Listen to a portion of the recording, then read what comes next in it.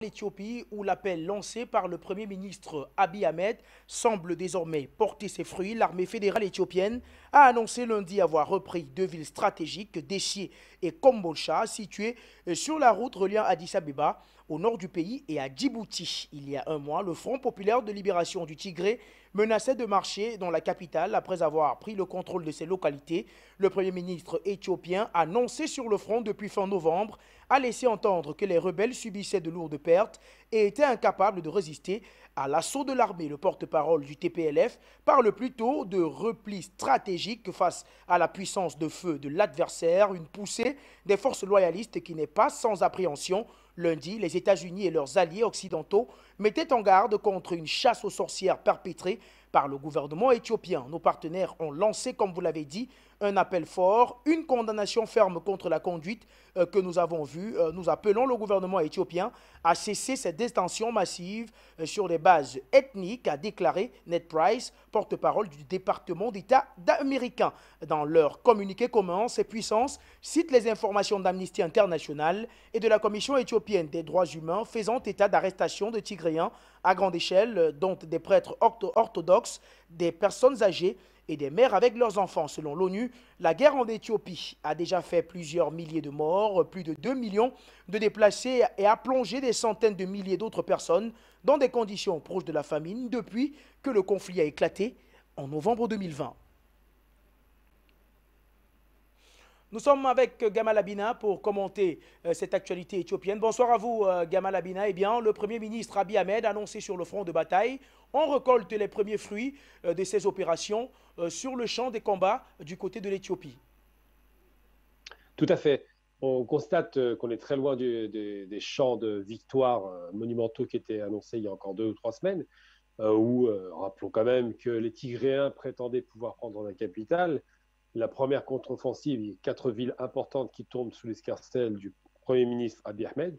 On se rend aussi compte que l'ONU, qui tirait à boulet rouge et qui était très alarmiste sur les conditions de famine potentielle qui auraient frappé les Tigréens, est beaucoup moins en phase par rapport à ce discours, puisqu'évidemment, il y a eu des voies d'approvisionnement qui ont été mises en place. Et surtout, on ne prend pas en considération une réalité par rapport au Premier ministre, c'est qu'il a fait un appel à la fois aux combattants recrutés quasiment de force par les forces tigréennes, et en même temps, il a fait appel aux mères de ces combattants pour qu'elles les ramènent à domicile. Toutes ces conditions ont poussé effectivement les Tigréens qui jouaient leur va-tout à radicaliser leur position, mais finalement, en annonçant soi-disant un repli stratégique, c'est ce qu'ils annoncent pour expliquer que non seulement ils ne prennent plus la capitale, mais qu'ils perdent des villes en cascade, que soi-disant ils se repéraient sur un plan stratégique. Ils ne démontrent qu'une seule chose, c'est qu'effectivement, le Premier ministre, qui a fait un appel à la nation pour résister et pour contrer l'offensive, finalement remporte la mise. Donc aujourd'hui, les officines américaines sont en difficulté parce qu'elles avaient soutenu de façon très évidente ce qu'ils appellent l'opposition, mais en vérité juste l'équivalent de 7% de la population qui tenait le réel pouvoir à l'origine. Cette réalité commence à s'inverser. Le soutien de la Chine et de la Russie, qui n'ont pas fait mystère de leur soutien total vis-à-vis du gouvernement légitime, encore une fois, rappelons quand même que c'est un gouvernement qui a été élu dans les règles et il n'y a pas de raison de remettre en cause la qualité de cette élection. Eh bien, les Chinois et les Russes ont pris leurs responsabilités et ont demandé aux Américains de stopper cette propagande et cette offensive qui, aujourd'hui, se matérialise plus sur le terrain puisque la défaite est consommée, mais surtout dans les réseaux sociaux, sur Internet, particulièrement une façon de décrédibiliser le pouvoir puisqu'il ne reste plus grand-chose pour les attaquer sur le terrain physique et militaire.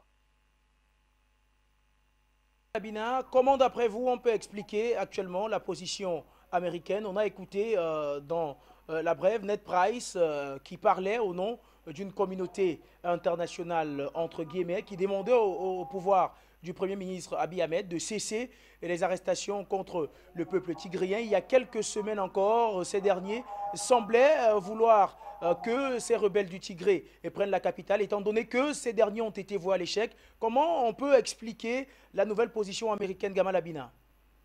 Alors, la position américaine est constante. L'objectif était de déstabiliser la région, ce qu'ils ont très bien fait. On se rappelle ce qui s'est passé au Soudan, on se souvient de la destruction de la Somalie, on se souvient de cette instabilité chronique qu'ils mettent en place systématiquement lorsqu'ils interviennent dans une région.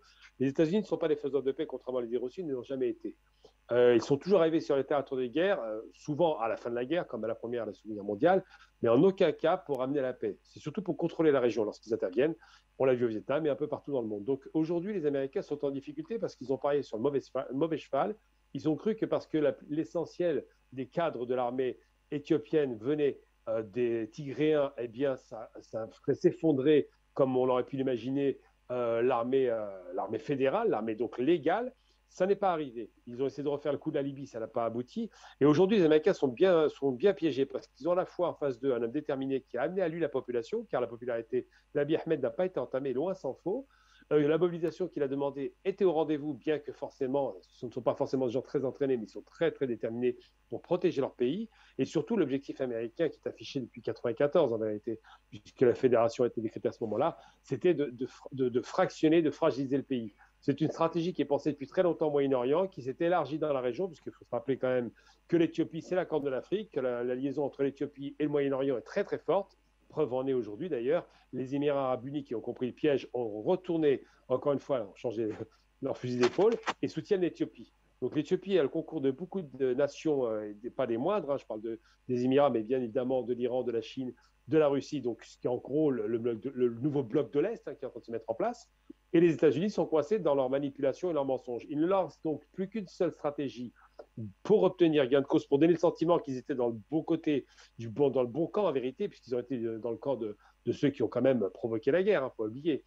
Il ne leur reste plus que la seule stratégie de défense, de dire qu'il va y avoir, c'est un classique hein, en vérité, il va y avoir une sorte de guerre ethnique et un nettoyage ethnique. C'est toujours la même stratégie. On l'a observé avec le Sud-Soudan, on l'a observé avec le Darfour. À chaque fois que les Américains se positionnent, ils invoquent des droits de l'homme qu'ils ne respectent évidemment pas, parce que les droits de l'homme les intéressent tant qu'ils n'ont pas bombardé le territoire.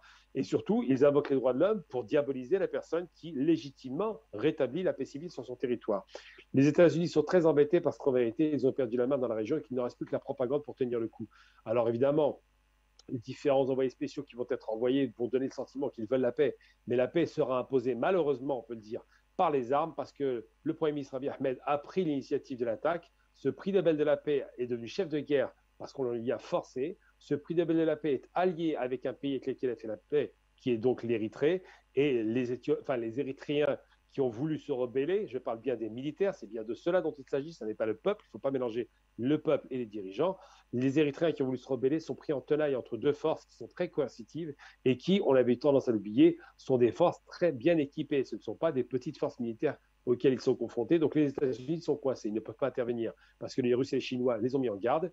Ils ne peuvent pas contrebalancer l'offensive du Premier ministre Abiy Ahmed qui a eu le courage d'aller sur le front, bien que ce soit risqué, et surtout, ils ne peuvent pas inverser le cours de l'histoire, à savoir que l'Éthiopie a décidé de redevenir souveraine sur son territoire et qu'elle restera souveraine. Les États-Unis, sur ce coup-là, ont perdu la partie d'échec.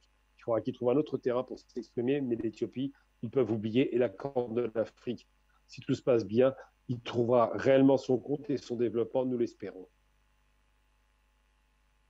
Gamal Abina, on va peut-être sortir rapidement avec cette dernière question. Vous avez bien fait de mentionner le fait que le peuple éthiopien a répondu massivement à l'appel du Premier ministre Abiy Ahmed en ce qui concerne la défense de l'Éthiopie. Mais quelle position, d'après vous, doit adopter le gouvernement du Premier ministre Abiy Ahmed en face d'Amnesty International et également de la Commission éthiopienne des droits de l'homme, parce qu'il faut le dire, c'est sur les informations procurées par ces deux organismes que les Nations Unies et la communauté internationale s'appuient pour faire les rapports qu'ils font quotidiennement. Quelle est la position que le gouvernement éthiopien doit adopter face à ces deux entités d'après vous? Alors c'est simple, d'abord on commence par le début. Les Érythréens ont tué 600 personnes, ce serait intéressant de rappeler qui a ouvert le feu. Ensuite et surtout, l'Éthiopie, évidemment qu'il y a des exactions. Depuis quand, et c'est pour ça que moi ça me fait rire, depuis quand une guerre est propre? Les guerres sont sales, les guerres font des morts, les guerres sont tenues par des hommes qui souvent peuvent déraper, c'est vrai. Maintenant, la question qui se pose, c'est de savoir est-ce que le Premier ministre ou son gouvernement ont donné des directives pour qu'il y ait des exactions? La réponse est évidemment non. Rappelons quand même que c'est la population érythréenne appartient à l'Éthiopie, que les populations qui sont en difficulté aujourd'hui sont des populations qui ont été ou prises en étau entre deux ou trois types de combattants, les combattants légitimes, donc le gouvernement, les combattants illégitimes, donc les rebelles, comme on les appelle aujourd'hui, cette coalition de rebelles qui a été fabriquée par Washington. Mais en vérité, la défense, elle est simple, c'est l'attaque. Moi, je pense qu'il faut dire simplement, s'il doit dire quelque chose, Vous voulez nous montrer du doigt pour des exactions qui auraient été commises, c'est approuvé, mais il est évident que dans les guerres, de toute façon, il y a toujours des dérapages, que effectivement, s'il veut prendre la balle au bon, il rappelle ce qui a été fait en face, et surtout qu'il rappelle que si dans son côté, il y a eu effectivement des exactions, et elles ont pu arriver, c'est normal, c'est une guerre malheureusement, eh bien, les gens vont être poursuivis. Ça s'appelle un rétablissement du droit et rétablissement évidemment de la dignité d'un peuple. Il en va de la dignité et de la crédibilité du Premier ministre, mais je ne peux pas entendre de la part d'instances internationales qui ont fait croire, par exemple, que Kadhafi allait tuer sa population, que soi-disant il serait objectif. L'objectivité peut être remise en question là aussi, donc il faudrait qu'il y ait une enquête multipartite, non pas seulement orientée côté ONU ou Nations Unies, mais surtout que des États indépendants qui ne sont pas partie prenante dans cette guerre puissent faire une enquête avec des observateurs qui soient au minimum objectifs. Et quand je dis observateurs objectifs, ce seraient des Africains et des Européens, pas d'Américains, pas de Russes, pas de Chinois. Ça me paraîtrait le plus raisonnable dans l'histoire. La réponse simple à apporter, c'est de dire on fait une enquête. Et effectivement, au terme de l'enquête, si on constate qu'il y a des exactions, les gens doivent être poursuivis des deux côtés, bien évidemment.